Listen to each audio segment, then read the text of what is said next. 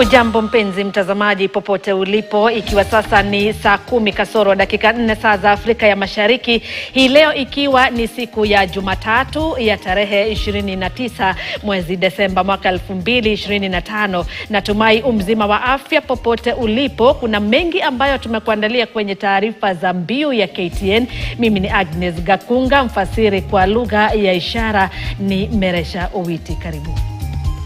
Naibu kiongozi wa chama cha ODM Abdul Swamad Sharif Nasir amefichua kuwa chama cha ODM kinajiandaa kuanzisha mazungumzo rasmi ya muungano na utawala wa Rais William na chama cha utawala cha Rais William Ruto, katika hatua ambayo inaweza kubadilisha pakubwa miungano ya kisiasa ya Kenya.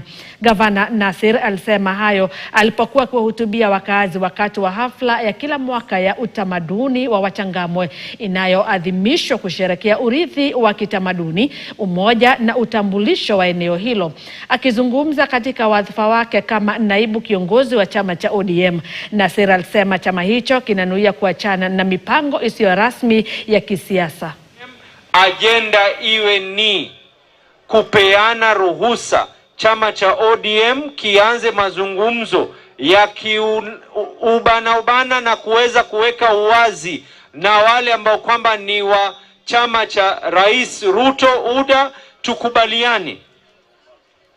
Hatutaki kuambiwa ile mambo ya Kamu State sijui tutapatiwa waziri mmoja, waziri wawili, ama huyu tupatiwe hiki, tupatiwe hiki. We need to sit at the negotiation table from now.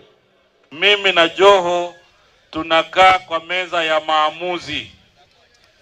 Kama jambo halijakuwa sawa, ile umuhimu ni kulijua. Tukishajua tunaketi kwa meza ya maamuzi, na hiyo meza ambayo tunaketi, mwenyekiti ni Rais William Samoei Ruto. Sasa mimi nashangaa kama tutajitoa kwa meza hiyo twende kubahatisha. Naibu gavana wa kaunti ya Kakamega